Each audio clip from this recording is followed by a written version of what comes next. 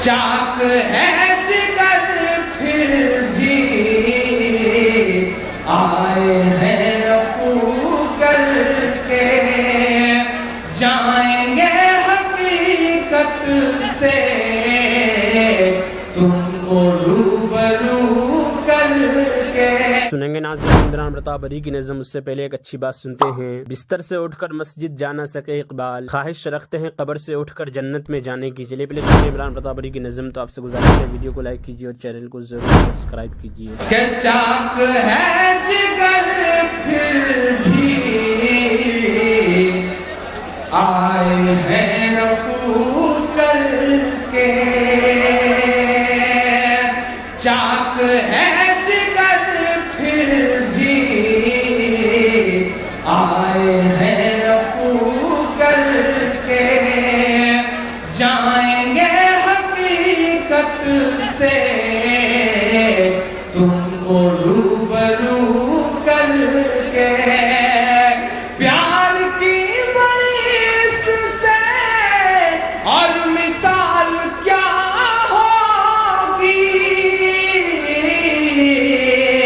ہم نماز پڑھتے ہیں گنگا میں وضو کر کے، ہم نماز پڑھتے ہیں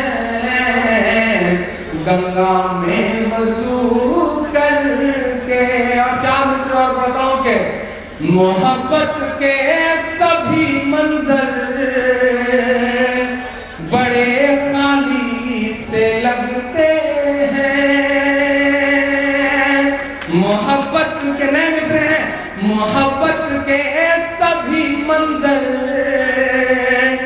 بڑے خالی سے لگتے ہیں، محبت کے سبھی منظر بڑے خالی سے لگتے ہیں، عقیدت سے کہے الفاظ بھی جالی سے لگتے ہیں۔ وہ آئے تھے لکھنؤ، روہت نام کے اس شخص کی موت پر روئے، اس حیدرآباد کے چھاتر کی خودکشی پر رو کر کے گئے صاحب، لیکن میں پڑھتا ہوں کہ عقیدت سے کہے الفاظ بھی جالی سے لگتے ہیں، وہ روہت بے ملا کی موت پر آنسو بہاتا ہے، مگر اس شخص کے آنسو تو گھڑیالی سے لگتے ہیں، مگر اس شخص کے آنسو میں نیچے اچھا یہ بھی ہے، بہت شکریہ۔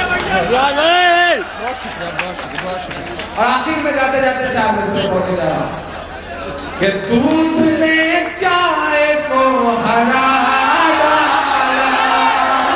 بھول گیا تھا میں اس سے پڑھنے کو، بہار جیتنے کی مبارکباد دیتے ہوئے مصرع پڑھ رہا ہوں صاحب۔ لالو جی سے کویتا سنائی گئی تھی تبھی، لالو جی کے 9 بچے، بچے کتنے اچھے، وہ ہمارے اتر پردیش کے سمدھی ہیں صاحب، تیج پرتاپ جی کے سمدھی ہیں، ان کے بارے میں اس طرح کی کوئی کویتا نہیں سن سکتے۔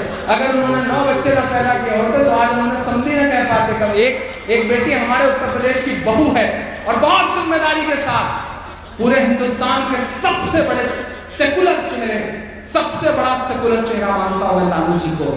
میں چاہتا ہوں کہ لالو جی کے لیے ایک بار زوردار تالی بجائیں۔ انہوں نے اس غبارے میں پنچر لگانے کا کام کیا ہے صاحب، سوئی لگانے کا کام کیا ہے، جو زہریلی ہواؤں کے ساتھ پورے ہندوستان کو قبضے میں لینے کے لیے نکلا ہوا تھا کہ دودھ نے چائے کو ہرا ڈالا، سچ نے انیائے کو ہرا ڈالا، کر دیا یہ بہار نے ثابت، کر دیا یہ بہار نے ثابت، بھینس نے گائے کو ہرا ڈالا، بھینس نے گائے کو ہرا ڈالا۔ اور جاتے جاتے یہ کہہ کے جاتا ہوں کہ خودکشی کر رہا کسان مگر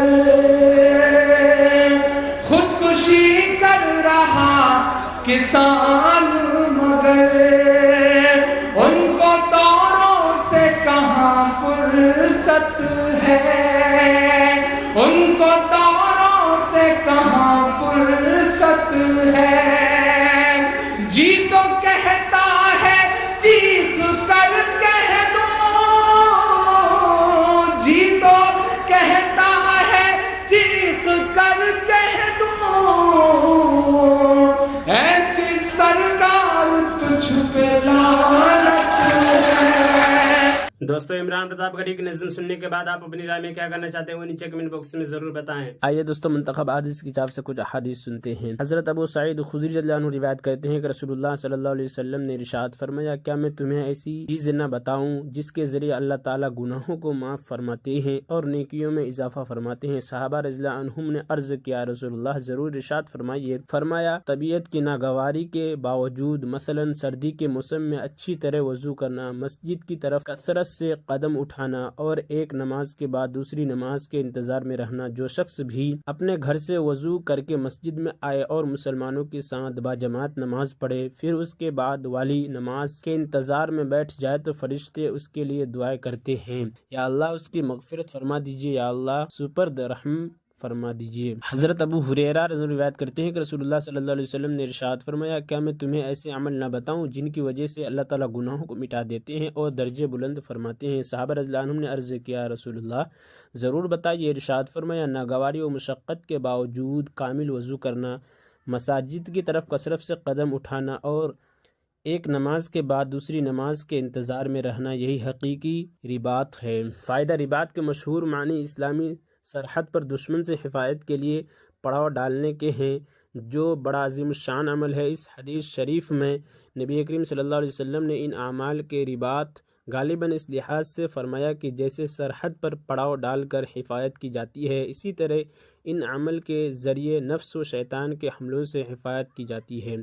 حضرت عقبہ بن عامر رضی اللہ عنہ روایت کرتے ہیں کہ رسول اللہ صلی اللہ علیہ وسلم نے ارشاد فرمایا، جب کوئی شخص اچھی طرح وضو کرتا ہے پھر مسجد آ کر نماز کے انتظار میں رہتا ہے تو اس کے اعمال لکھنے والے فرشتے اس قدم کے بدلہ جو اس نے مسجد کی طرف اٹھایا 10 نیکیاں لکھتے ہیں، اور نماز کے انتظار میں بیٹھنے والا عبادت کرنے والے کی طرح ہے، اور گھر سے نکلنے کے وقت لے کر گھر واپس لوٹنے تک نماز پڑھنے والوں میں شمار کیا جاتا ہے۔ حضرت ابو امامہ رضی اللہ عنہ روایت کرتے ہیں کہ رسول اللہ صلی اللہ علیہ وسلم خیبر سے واپس تشریف لائے۔ آپ صلی اللہ علیہ وسلم کے ساتھ 2 غلام تھے۔ حضرت علی رضی اللہ عنہ نے عرض کیا رسول اللہ ہمیں خدمت کے لیے کوئی خادم دے دیجیے۔ آپ صلی اللہ علیہ وسلم نے ارشاد فرمایا ان دونوں میں سے جو چاہو لے لو۔ انہوں نے عرض کیا آپ ہی پسند فرما دیں۔ نبی کریم صلی اللہ علیہ وسلم نے ان میں سے ایک کی طرف اشارہ کر کے فرمایا ان کو لے لو لیکن اس کو مارنا نہیں، کیونکہ خیبر سے واپسی پر میں نے اس کو نماز پڑھتے دیکھا ہے اور مجھے نمازیوں کو مارنے سے منع کیا گیا ہے۔ حضرت معاذ بن جبل رضی اللہ عنہ روایت کرتے ہیں کہ رسول اللہ صلی اللہ علیہ وسلم نے ارشاد فرمایا، حضرت معاذ رضی اللہ عنہ سے روایت ہے کہ رسول اللہ صلی اللہ علیہ وسلم نے ان کا ہاتھ پکڑ کر ارشاد فرمایا معاذ اللہ کی قسم مجھے تم سے محبت ہے۔ پھر فرمایا میں تمہیں وصیت کرتا ہوں کہ کبھی بھی نماز کے بعد یہ پڑھنا نہ چھوڑنا۔ ترجمہ اے اللہ میری مدد فرمائیے کہ میں آپ کا ذکر کروں اور آپ کا شکر کروں اور آپ کی اچھی عبادت کروں۔ حضرت جابر بن عبداللہ رضی اللہ عنہ روایت کرتے ہیں کہ میں نے رسول اللہ صلی اللہ علیہ وسلم کو ارشاد فرماتے ہوئے سنا نماز کا چھوڑنا مسلمان کو کفر و شرک تک پہنچانے والا ہے۔ فائدہ علماء نے اس حدیث کے کئی معنی بیان فرمائے ہیں، جن میں سے ایک یہ ہے کہ بے نمازی گناہوں کے کرنے پر بے باک ہو جاتا ہے جس کی وجہ سے اس کے کفر میں داخل ہونے کا خطرہ ہے۔ دوسرا یہ کہ بے نمازی کے برے خاتمے کا اندیشہ ہے۔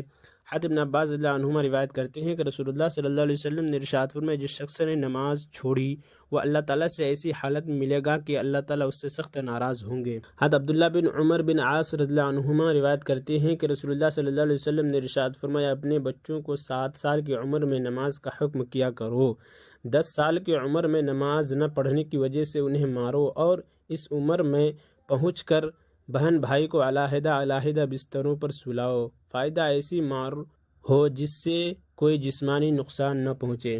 اللہ تعالیٰ دوزخیوں سے فرمائیں گے چلو اس عذاب کی طرف جس نے تم نے جھٹلائے تھے، تم دھوئے کے ایسے سایہ کی طرف چلو جو بلند ہو کر پھٹ کر 3 حصوں میں ہو جائے گا، جس میں نہ سایہ ہے نہ وہ آگ کی تپش سے بچتا ہے۔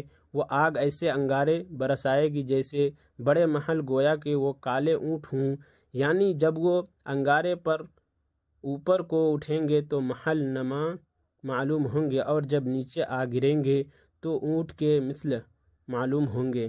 اور عمران پرتاپ گڑھی سے جڑی خبروں اور نظموں کے لیے ہمارے اس چینل کو ضرور سبسکرائب کریں۔ ملتے ہیں کسی اور ویڈیو میں ایسے ہی نئی نظم اور نئی خبروں کے ساتھ، تو جب تک کے لیے دیجیے مجھے اجازت اور رکھیے اپنا خیال۔ آپ دیکھ رہے تھے سنہرے لفظ اور میں آپ کے ساتھ محمد ثاقب۔ السلام علیکم ورحمۃ اللہ وبرکاتہ۔